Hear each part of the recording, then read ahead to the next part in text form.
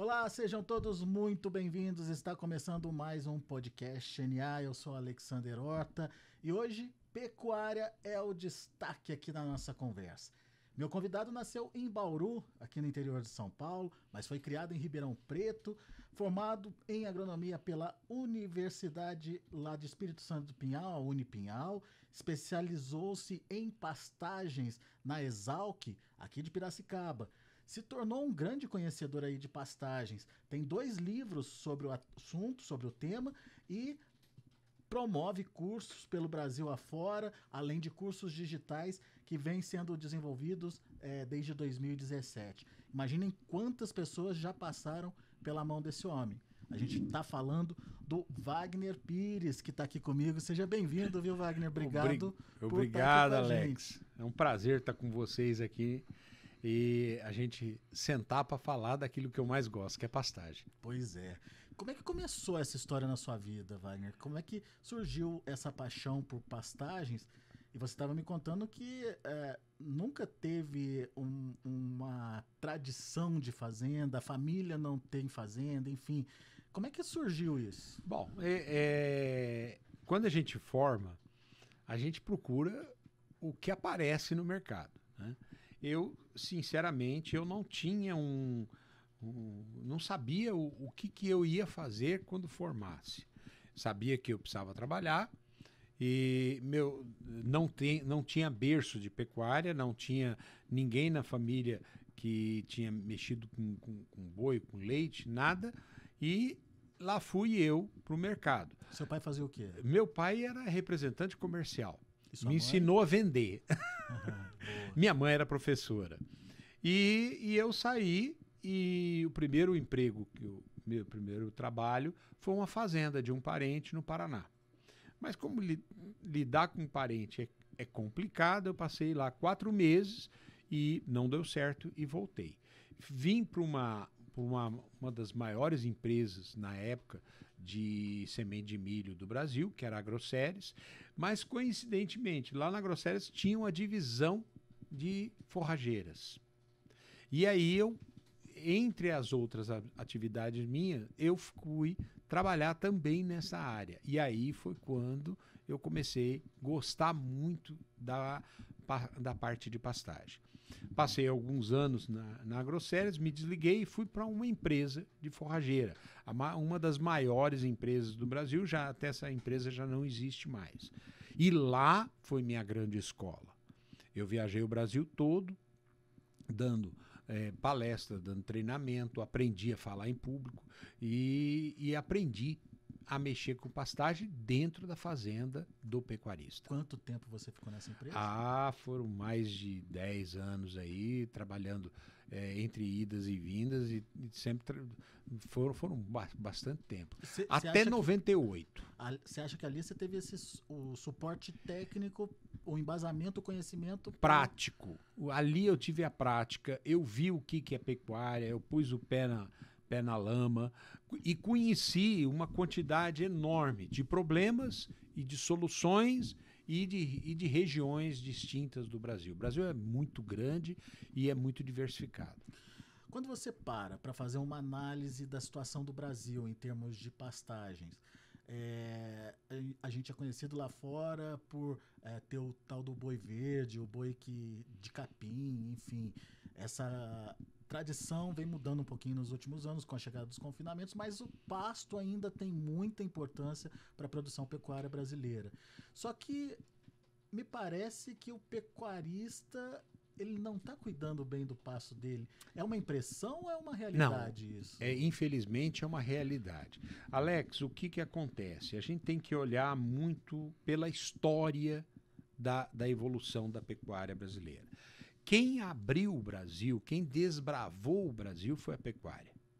A pecuária ela era restrita aqui no Sudeste, na São Paulo, Paraná, Rio de Janeiro, Minas Gerais. Era uma pecuária tradicionalista, era uma pecuária que mexia com gado de corte, também tinha leite, era tudo extensiva, né? Totalmente extensiva. O que começou a acontecer? A pecuária começou gradativamente, foi migrando para o centro-oeste, foi abrindo fronteiras.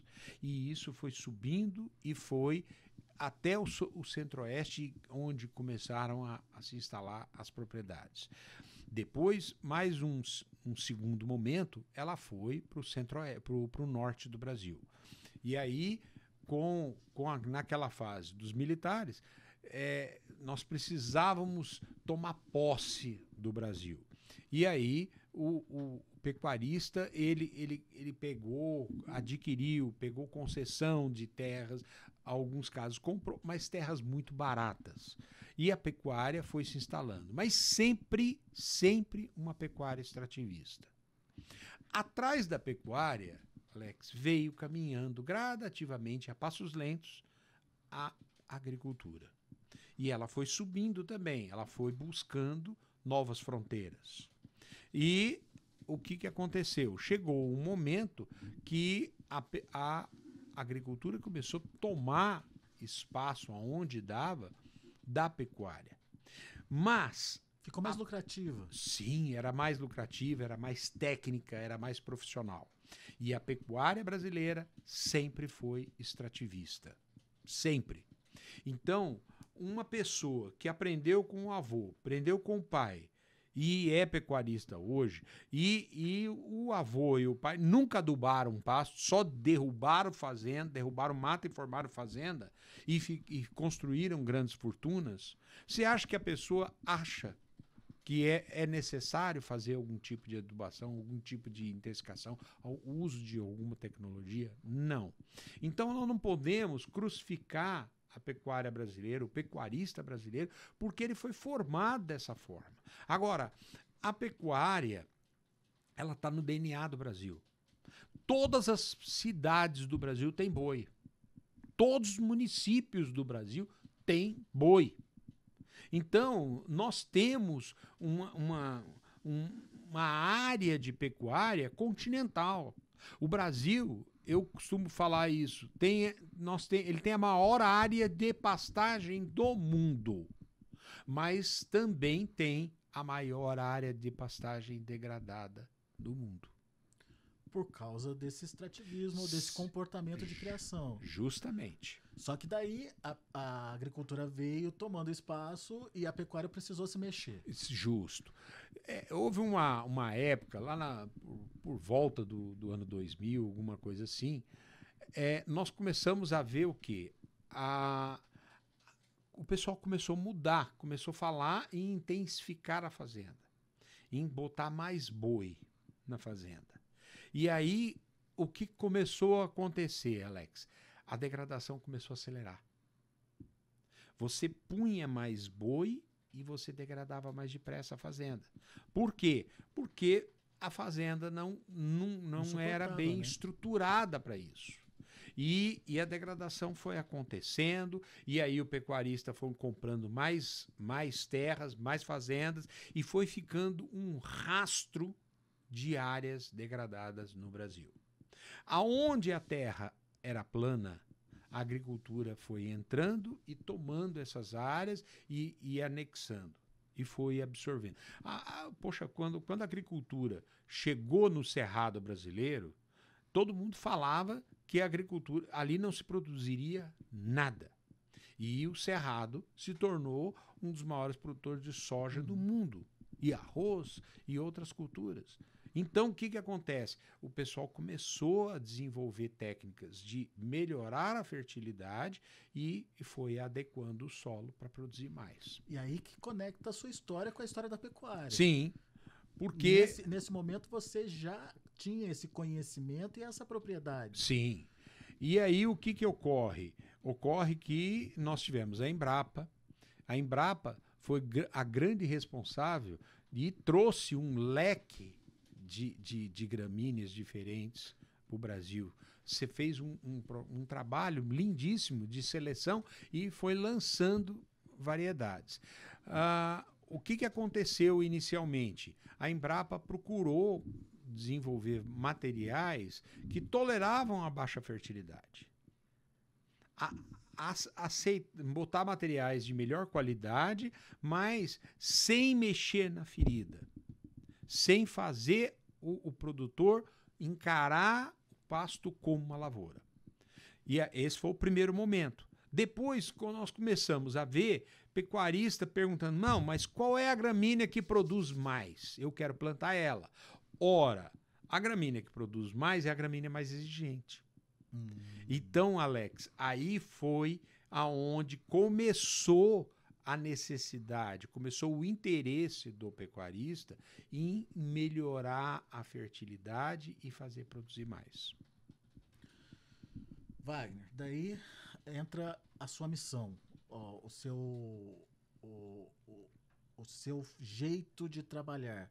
O que você viu ali como possibilidades que poderia ajudar de alguma forma o pecuarista? Aonde que estava o pulo do gato ali de uma renovação ou de uma recuperação de pastagem? O Alex, eu sempre fui uma pessoa assim, que eu procurava sempre falar do jeito mais simples, mais prático. Dizem que a pessoa vale pelo que sabe, mas mais vale aquela pessoa que sabe como dizer aquilo que sabe.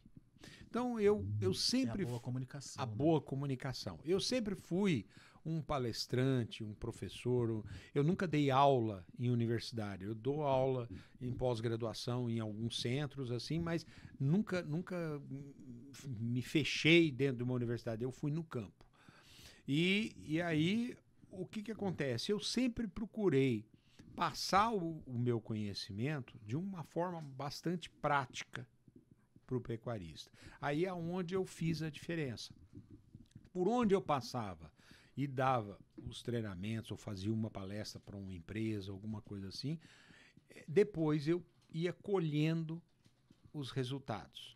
Você deixou de ser empregado daquela empresa para criar a sua própria empresa. Isso, eu criei a minha própria empresa, criei um modelo de palestra, criei um curso, e o fato de eu ter a pastagem como a minha vida, eu foquei muito na solução dos problemas do pecuarista. E aí o que eu fiz? A primeira coisa que eu criei, Alex, foi uma metodologia de diagnóstico. Eu desenvolvi uma metodologia bastante prática e simples que permite que o pecuarista identifique se aquele pasto dele é um pasto totalmente degradado e tem que ser reformado, é um pasto que está em degradação, e aí ele tem um modelo, uma situação onde ele pode recuperar aquilo com herbicida, dar um bom resultado, ou um outro modelo mais avançado que ele tem que fazer um plantio de gramíneas, ele tem que estimular com correção de fertilidade do solo e aí mais, ou é um pasto bom. Então, eu comecei a divulgar essa metodologia, isso começou a ajudar o pessoal, os técnicos das empresas começaram a usar essa metodologia, então aí o trabalho da gente foi indo ao vento. Sua primeira preocupação, então, foi com a renovação da área e estruturar aquela área para receber os animais. Isso, o meu trabalho, ele se define em quê? Eu entro para dentro da fazenda do pecuarista, faço os levantamentos com ele. Tem fazenda, Alex, que eu pergunto assim pro pecuarista, quantos pastos o senhor tem? Ele não sabe. Ele não sabe quantos pastos tem na fazenda dele. Tem esse nível.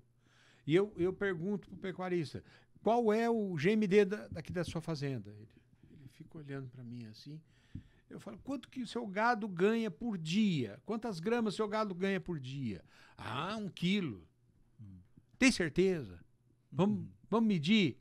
E aí você começa a medir, o gado ganha 300 gramas. Então, o que é fundamental, Alex? Que o pecuarista, primeiro, ele tome pé do problema. Então, ele tem que ter um diagnóstico na fazenda dele, ele tem que entender a situação dele, como é que está a situação da fazenda dele. Eu ensino isso nos meus treinamentos. Aí, depois, o que fazer? Aí vem a choradeira. Por quê? Eu não tenho dinheiro, seu Wagner. Não dá para fazer. Eu falo, não, mas vamos vender uma parte do seu gado. Não posso mexer no gado, porque senão eu vou faturar menos. Tá bom, então vamos arrendar uma parte da fazenda para agricultura, vamos fazer uma integração lavoura-pecuária. Não, também não dá. Então ele não quer abrir mão de nada.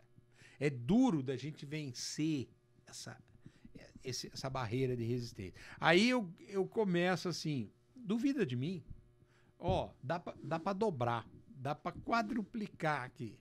Vamos fazer numa área. Aí eu proponho ao pecuarista a gente fazer uma ilha de tecnologia dentro da fazenda dele. Olha, nós vamos pegar aqui 50 hectares aqui da sua fazenda e o senhor vai seguir a minha orientação. Nós vamos fazer isso aqui como deve ser feito. Não, mas eu consigo fazer mais. Não, mas eu não quero que o senhor faça mais. Eu quero que o senhor faça 50. Vamos aprender aqui. Vamos aprender com isso aqui. E aí ele começa a fazer.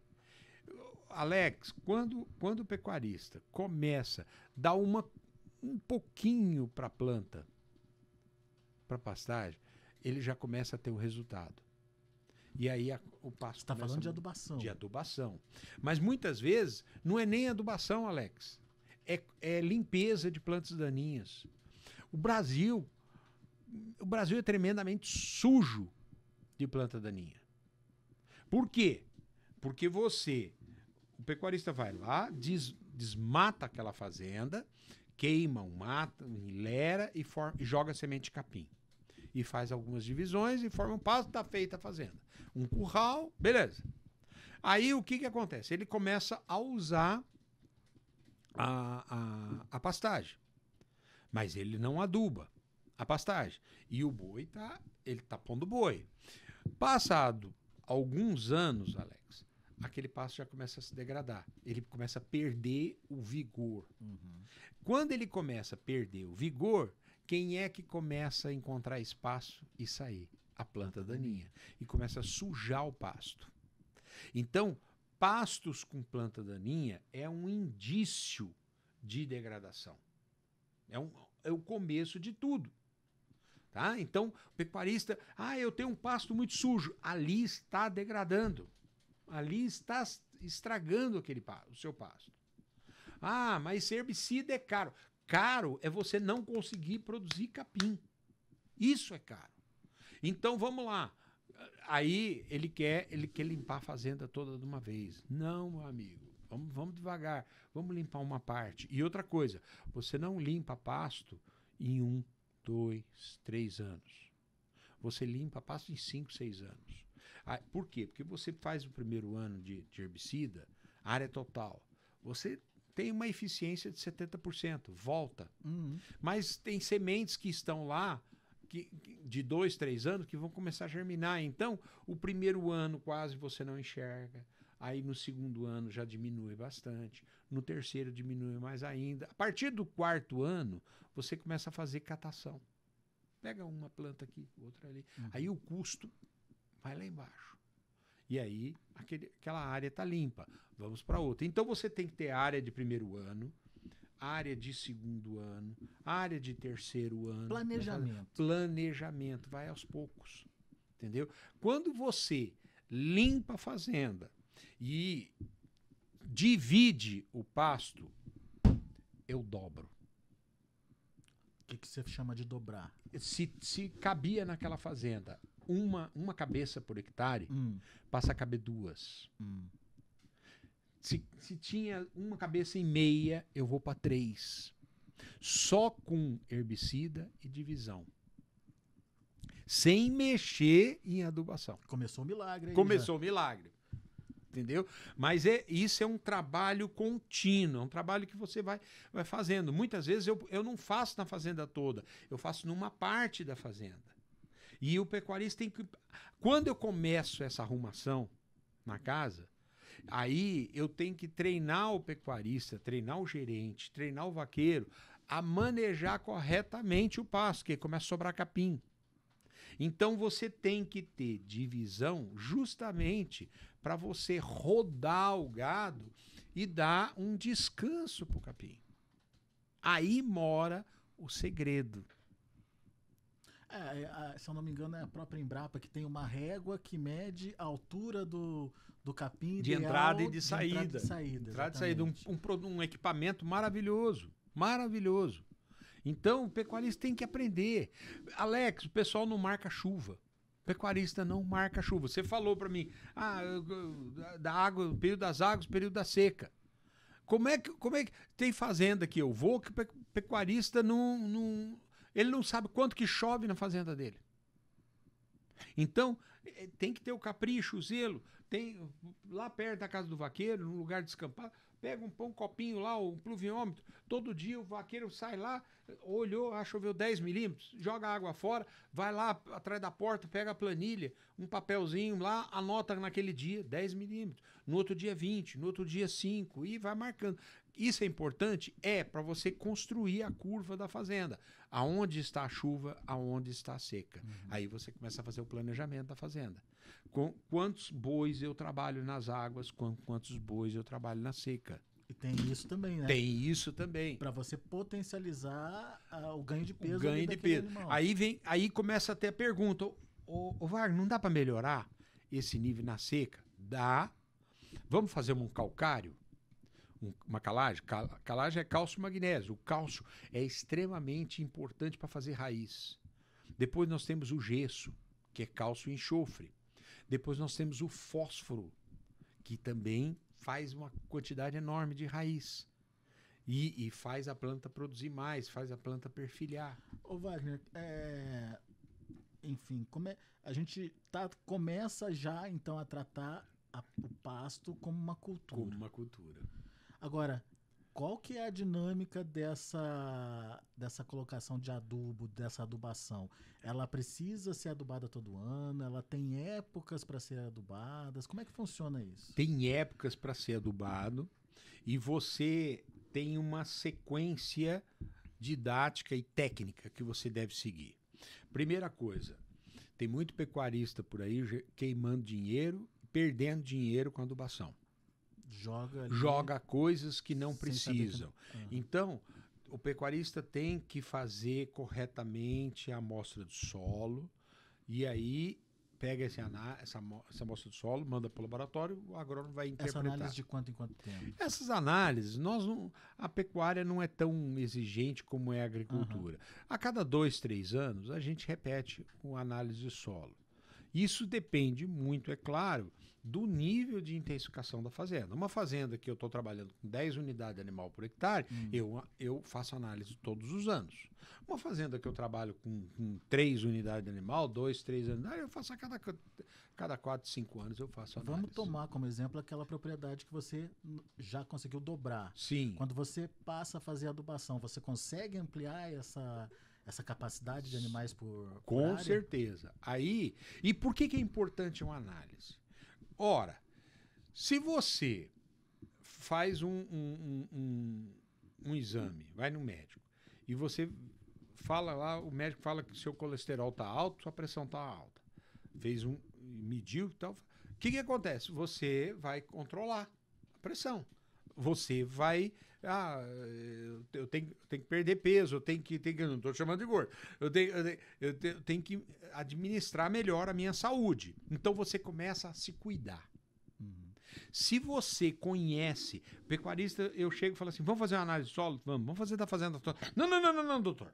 Vamos fazer só da área que eu vou formar. Não, vamos fazer da fazenda toda, porque você tem que saber como é que é a fertilidade na fazenda toda. E aí... coleta-se a amostra da fazenda toda, a gente faz. Você vai descobrir que tem lugar com fertilidade melhor, tem lugar com fertilidade pior. Aonde você tem fertilidade melhor, eu vou dar pressão do pastejo, que aguenta.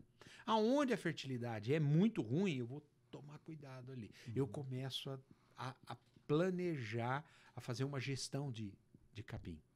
Entendeu? Depois vem a calagem, depois vem o fósforo e aí vai seguindo. Nesse momento em que eu tenho toda essa reestruturação da minha propriedade, eu estou apto a passar com mais tranquilidade pelo período da seca? Sim. Ou eu tenho que fazer alguma coisa a mais? Não, tem que fazer. Aí tem um pulo do gato. O que acontece? Quando você tem uma pastagem mais fértil, automaticamente sua pastagem vai produzir melhor na seca. Ela vai declinar mais lentamente após o início da seca e vai rebrotar mais rapidamente após a seca. Isso tem a ver com o quê? Com enraizamento? Com enraizamento e tecido de reserva. Porém, dá para melhorar? Dá. Tem uma coisa que a gente chama de saúde de planta. Muito pejorativamente, tem gente que fala de adubação foliar. O que é a saúde de planta? Saúde de planta é você entender as necessidades que a planta tem para produzir mais raízes, para fazer mais fotossíntese, para ter mais tecido de reserva. Tem produtos específicos para isso? Tem. A gente tem hoje hormônios, que são hormônios naturais, mas eles são produzidos sinteticamente já no mercado, que é a auxina, citocinina e gibberellina. São 3 hormônios que fazem a vida da planta. Nós temos produtos aminoácidos que mexem com a vida da planta. Por exemplo, aquela turma que vai para academia, eles antes de ir para academia, eles tomam uns preparados lá que o cara vai ficar mais bombado e tal, né? Tem a mesma coisa para a planta. A planta, quando ela planta, você está saindo do período das águas e vai entrar no período de seca, a planta precisa fazer raiz. Se você, sabendo disso, nos últimos 30 dias de chuva, você der esse produto para a planta vai fazer mais raiz e tecido de reserva. Sabe o que acontece? Ela entra no primeiro mês, no segundo mês, no terceiro mês, verde.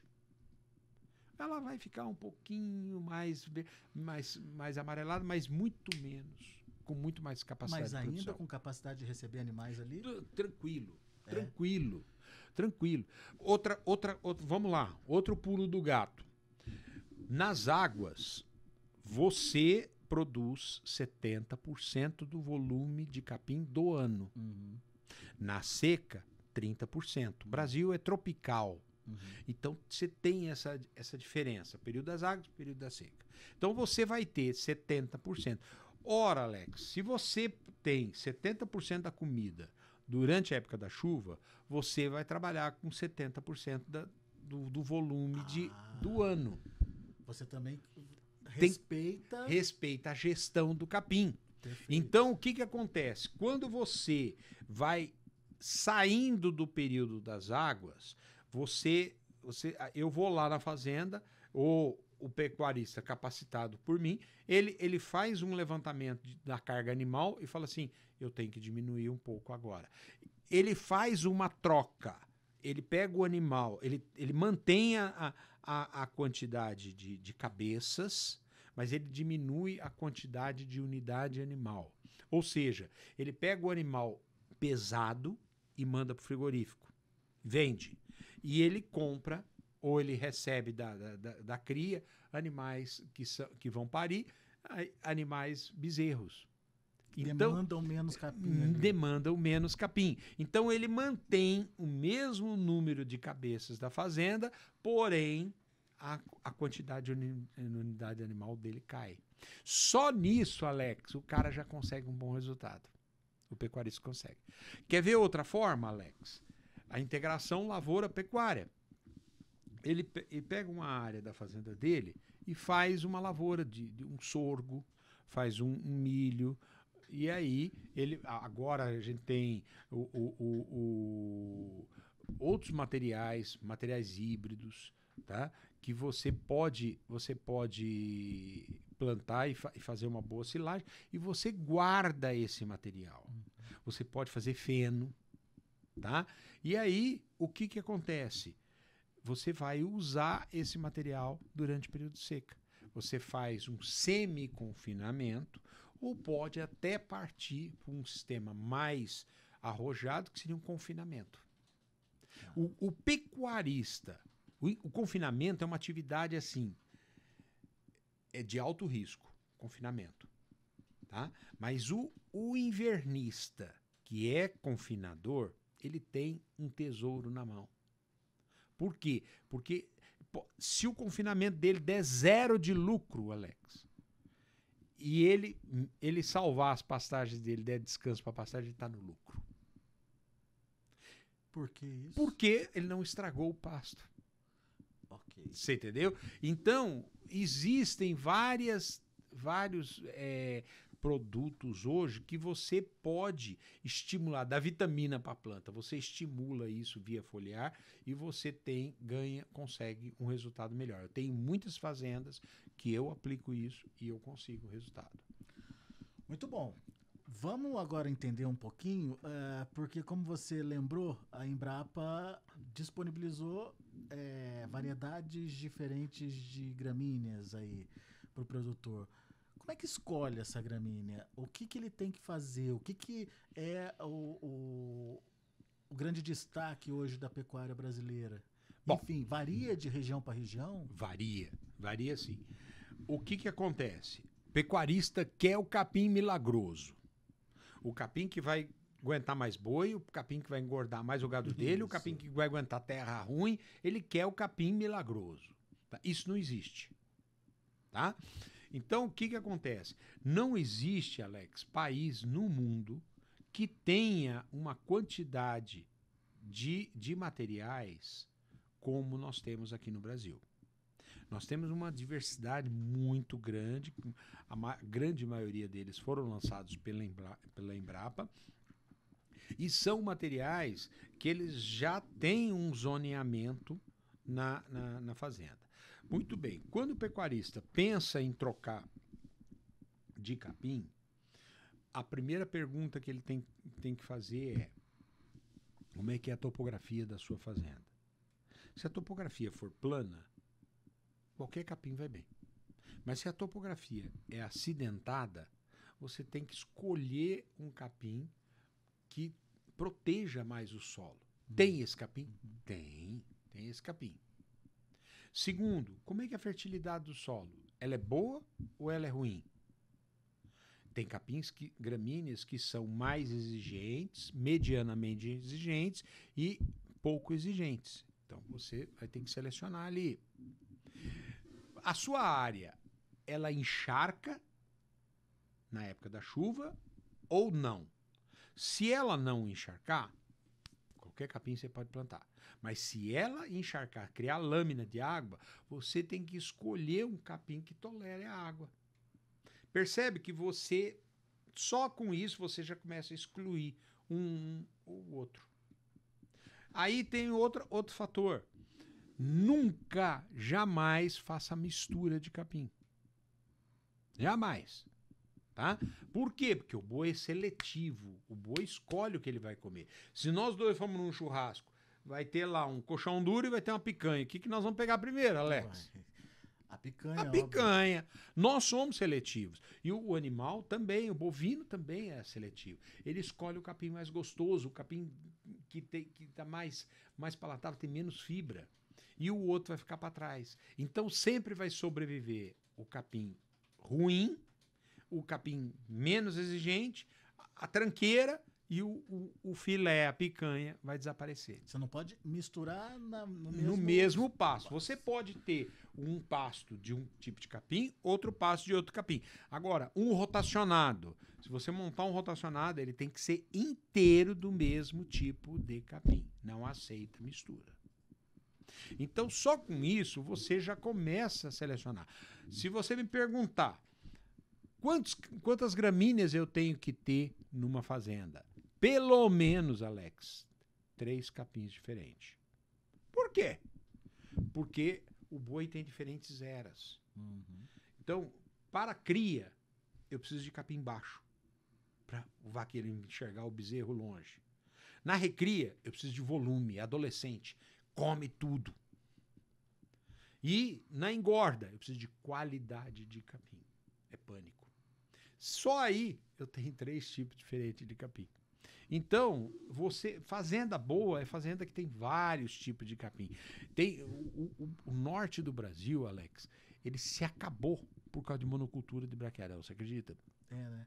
Todo mundo apostando na mesma coisa. Todo mundo apostando, plantando braquiarão. Chovia muito, encharcava o solo.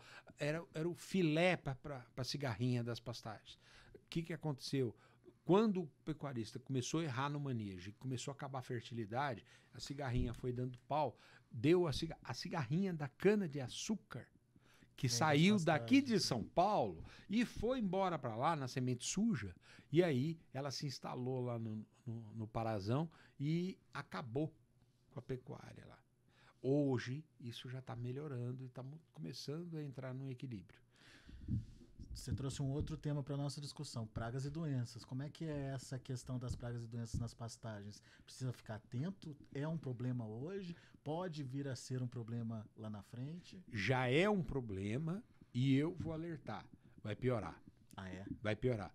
Sabe por quê? Pelo seguinte, antigamente era só pastagem.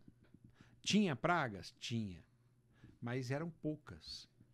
A agricultura, ela trouxe uma série de pragas que também se adaptaram na pecuária. Então, hoje nós temos pragas que nós não tínhamos antigamente e essas pragas estão causando um dano econômico muito grande. Nós estamos num ponto, Alex, que o que acontece? O pecuarista ele tem que estar permanentemente de olho na pastagem. Por exemplo, tem pecuarista que quando começa o período de chuva, ele não fica atento nas pastagens dele, que é justamente quando os ovos da cigarrinha começam a eclodir, começa a ter cigarrinha voando. Quando chega lá para janeiro, por aí ele começa a ver que o pasto dele está amarelando. Uhum. Já foi. Aí que ele vai acordar. Já foi, já se ferrou, já teve prejuízo, já estragou. Então, o que acontece? O pecuarista tem que ter o conhecimento, tem que ter a técnica de que começou o período de chuva, fica atento. Tem que ter um funcionário da fazenda que anda com os pastos olhando. Lavoura, você tem pragueiro. Eu fico imaginando como é que existe pastagem ainda com cupinzeiros daquele tamanho, né? Será que não viu começar ali? Amigo, sabe qual é o problema? O problema é que o pecuarista acostuma com isso. Ele acha que é normal. Faz parte, né? Faz parte. Aí chega um Wagner Pires lá na fazenda dele e fala: sua fazenda tá imunda. Ele fica bravo. Sua fazenda tá horrível. Uma vez eu fui dar uma assistência numa fazenda pecuarista e antes disse: não, que o senhor vai adorar a minha fazenda é maravilhosa, bem muito cuidada, boa, bem cuidada. E aí nós fomos entrando na fazenda e ele: a partir daqui já é minha fazenda, doutor. E eu fui olhando, né? Aí ele chegou numa hora e falou assim: esses aqui são meus melhores passos. Eu falei: para. Ele assustou, parou o carro. Eu falei: vambora. Aí ele falou: calma, tem mais coisas pra você. Eu falei: não, desculpa, eu não vou aguentar. Por quê? Ele não entendeu a brincadeira. Eu falei: você acabou de falar que esses aqui são os seus melhores passos. O que será dos passos piores? Eu não aguento. Ele começou a dar risada. Mas, professor, você acha isso aqui tá ruim? Eu falei: não, tá muito ruim. Mas, professor, olha a quantidade de capim que eu tenho. Eu falei: quantas cabeças cabe aqui? E aí vamos descer. E aí entrei para dentro do pasto. E aí ele, se for olhar por esse ponto, realmente. Então ele acostuma com porteira quebrada, ele acostuma com um boi estrumando dentro do açude, dentro do bebedouro, ele acostuma com coxo quebrado no chão, ele acostuma com o vaqueiro não colocar sal no coxo, ele acostuma com boi morto, morre um boi, fica lá a carcaça e o resto do boi começa com um pedaço de osso, lambendo o osso porque está com deficiência de cálcio. Ele acostuma com erosão, todas essas coisas. E que a pecuária moderna já não permite Não mais. permite. Hoje o que acontece? A margem de lucro do pecuarista, encolheu, né? Colheu desse tamanhozinho. A margem de lucro. Então, o que acontece? Você tem que produzir muito mais para você sobreviver na atividade. É isso que ele não entende. Dá para produzir? Dá. Dá para produzir. A média brasileira ainda é muito baixa. Muito baixa, Alex. Nós temos uma média de uma unidade animal por hectare. Uma unidade animal de 450 quilos. Uma cabeça de boi por hectare. eu chego numa fazenda, eu começo a arrumar a fazenda, essa fazenda vai de 2, vai para 4, de 4 vai para 6, aumenta fácil. Entendeu? Tem custo? Tem, mas O retorno aparece. o retorno aparece. Olha, Alex, veja bem, vamos fazer um raciocínio. Você tem 2 cabeças por hectare e seu gado ganhando 800 gramas cada um. Então você vai ter 1,6 kg de ganho por dia. Tá? Muito bem. Se eu tirar essa fazenda sua de 2 cabeças e passar para 4, teu gado vai poder de repente ganhar 500 gramas. Por que vai cair de 600 para 500? Porque vai ter mais competição. Sim. Tá? Muito bem. Então, 500. Ah, então é ruim. Não, não é ruim. Não, mas eu tinha 600 gramas e agora eu tenho 500. Só que se você vai contar, você vai ter 2 quilos, Alex, por hectare de carne. É essa conta que muitas vezes um gerente de fazenda, um pecuarista de fazenda não consegue fazer. Entendeu? 2 quilos por dia é muito mais do que 1,6 kg.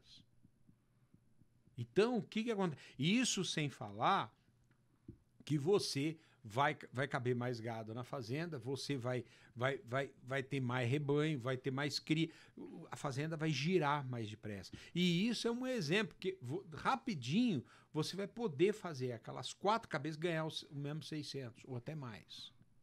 Então, o que acontece? O pecuarista tem que fazer conta. O pecuarista não pesa gado. Tem que pesar pelo menos 4 vezes ao ano. Bom, Wagner, temos aí então uma discussão muito importante, que é a sobrevivência da pecuária brasileira. Como é que está isso hoje? O pessoal está entendendo? O pessoal está se modernizando? O que você está vendo? Quando você vai numa propriedade, aquele pecuarista, ele estimula os vizinhos dele a fazer o mesmo, ou os vizinhos dele vislumbram essa possibilidade de crescimento que ele teve? O que você está achando dessa pecuária hoje? Veja bem, tem aqueles pecuaristas que ele tem uma visão diferenciada, ele tem ele enxerga um pouco além dos demais. Tem a ver com geração, não? Tem. Tá vendo demais, Alex. A troca. O pai ou morreu, ou tá idoso já. Eu tenho muitos clientes que o pecuarista já ficou idoso e já não tem mais condição de fazer mais nada na fazenda, de fazer a gestão da fazenda. Uhum. Ele só vai para passear. E os filhos assumiram. Tá? Quando o pecuarista prepara o filho ou a filha, um genro, prepara uma pessoa para fazer sucessão do negócio dele, isso é ótimo, fácil, né? É mais fácil. Mas tem pecuarista que não prepara. Então aí só tem uma saída: ele vender a fazenda. Tá? E aí quem compra? Normalmente compra uma pessoa nova. Nós tivemos uma fase, há uns 10 anos atrás, que o agronegócio virou a vedete. E aí o cara era dono de uma indústria, era dono de uma loja, de um comércio, era médico, era dentista, advogado, e ele queria entrar na atividade. Muita gente entrou com a cabeça aberta, contratou logo de cara um consultor e esse cara conduziu a fazenda no modo certo. Ele veio com a cabeça zerada, entendeu? Um computador com a memória limpa, e ele se tornou uma máquina de produção. Mas teve muitos que começaram a querer fazer do jeito mais econômico, começaram a escutar os vizinhos e também não deram certo. E saíram da atividade, rapidinho. Não tinha tanta paixão, venderam já fazendo. Então nós estamos tendo uma renovação muito grande. Fazendas aonde você consegue trabalhar com agricultura e pecuária, o valor da fazenda disparou. disparou no Brasil. E fora que, como atividade profissional, você dilui o risco, né? Com certeza. A integração foi uma das melhores coisas que aconteceu na vida da pecuária brasileira. Ela ajudou como ferramenta para você ir arrumando a fertilidade do solo, arrumando o solo da fazenda, arrumando a fazenda e ter uma segunda receita. Então, eu tenho muitas fazendas que reduziram a área de pastagem em 50%, até mais. E mantiveram aquela quantidade de gado que tinha e 1/3 de terra. De que forma? Fazenda igual à agricultura. Então, hoje, tem muita gente enfronhada nisso. E o que acontece? Aonde a agricultura entra, ela não sai mais. Uhum. Não sai mais. O que acontece? Quanto mais vale a terra do pecuarista, mais difícil é dele tocar a atividade. Por quê? Porque a pecuária, Alex, ela é uma atividade de uma lucratividade mais baixa. Você tem que ser muito competente para competir com a agricultura. Então, o que acontece? Quando você tem a terra cara, você tem que produzir, você tem que ser bom naquilo. Se você toca a fazenda é uma região amorrada, uma região mais difícil, a terra lá é mais barata, você vai ter lucro lá naquela atividade. Teve um pecuarista que visitou a gente aqui no Notícias Agrícolas recentemente e ele falou dessa necessidade da integração. Só que ele assumiu, eu não sou da agricultura, eu não sei fazer agricultura. Então, ele meio que terceirizou a área da agricultura e intensificou o trabalho dele com o que ele recebe da agricultura na pecuária. Na pecuária. E o que às vezes acontece? Acontece que tem gente que ele está mexendo com a agricultura, com a pecuária, ele está de olho no que está fazendo na agricultura. Uhum. Então, abriu novos horizontes para o pecuarista. O pecuarista, ele não mexe com a agricultura, mas ele aprendeu que se ele jogar um calcário, ele corrigir a acidez do solo, melhora o pasto dele. Se ele jogar um pouco de fósforo lá, melhora o pasto, vai melhorar a qualidade da pastagem na seca. Se ele jogar na entrada das águas um nitrogênio, ele faz o capim crescer mais. Então aí vai. Ô Wagner, a gente contou tudo isso porque você é um cara que tem a prática, tem a experiência, enfim, e tem ajudado muitos produtores a melhorar essa condição de produção da atividade. Aonde a gente pode chegar? O que dá para acontecer com o Brasil, a pecuária brasileira, a partir do momento dessa conscientização e dessa adoção de práticas, né, que realmente renovem aí a nossa pecuária?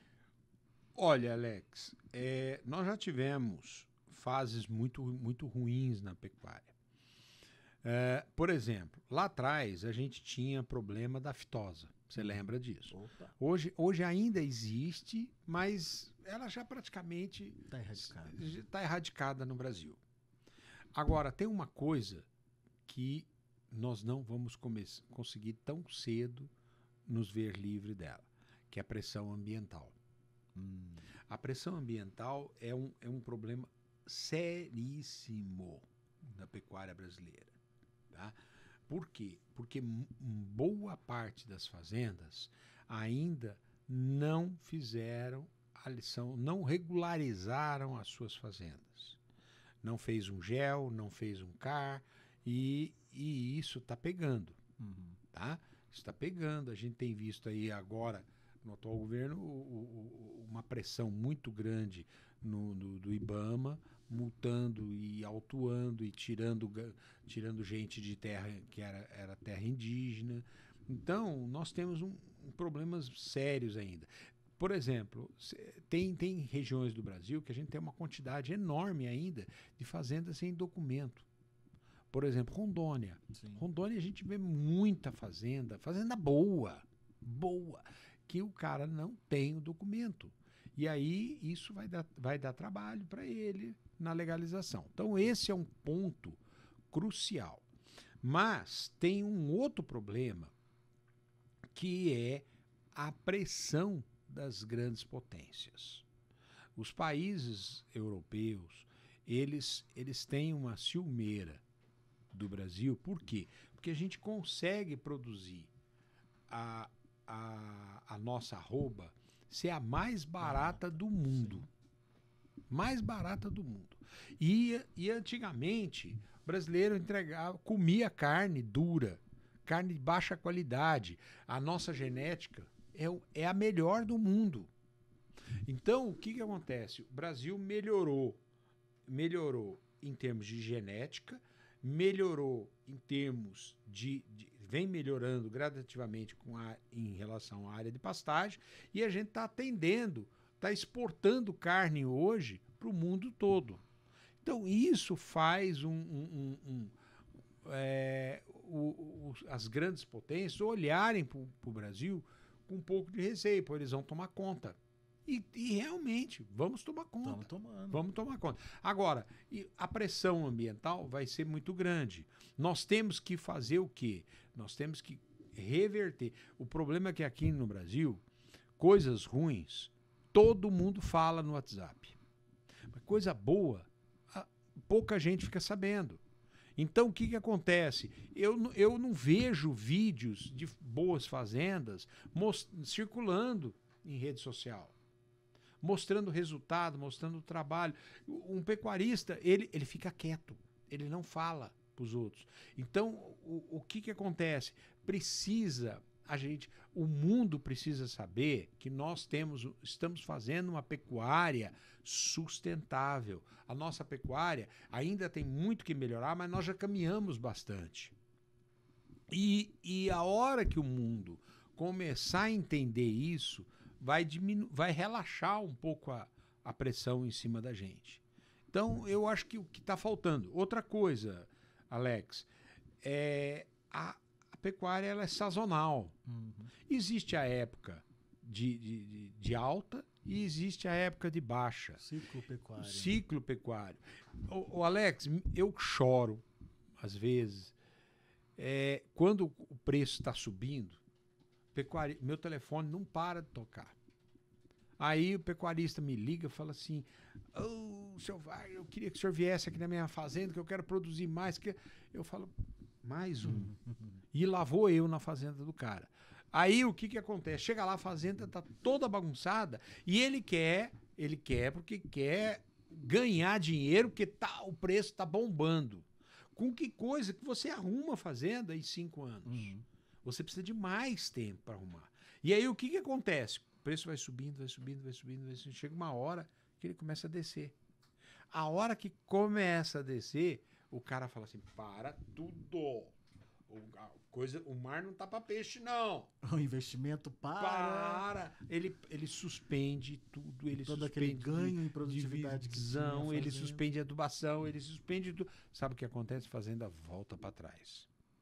Então, é essa visão. O dia que o pecuarista tiver uma visão de curto, médio e longo prazo, aí a coisa vai começar a mudar. Não sei se eu vou ver isso. Eu não sei se isso acontece a curto prazo. Mas está acontecendo. Está começando a mudar, está começando a melhorar. Eu não sei se vamos ver se eu vou ter saúde para aguentar. Wagner Pires, meu caro, foi muito bom conversar contigo, foi muito bom entender um pouquinho mais da pecuária brasileira e principalmente desse componente fundamental para a nossa pecuária aqui no Brasil, que é a pastagem. E de entender que pastagem é muito mais do que um capim ali disponível para o gado. Exige planejamento, exige atenção, exige escolha, enfim, precisa... de fato, uma dedicação ali para que os resultados apareçam. E você é esse cara que está aí hoje mostrando para o Brasil que é possível fazer uma pecuária sustentável a partir de um bom pasto, a partir de um planejamento bem feito. Ok. Obrigado. Alex, olha, eu que agradeço o convite. Nós estamos pertinho aqui, que eu moro em Indaiatuba, tá? Estamos vizinhos. Quando você quiser, pode me chamar. A agenda da gente é corrida, mas a gente sempre vai achar um tempinho aí para marcar e vir aqui conversar com você. Foi um prazer estar estar com você.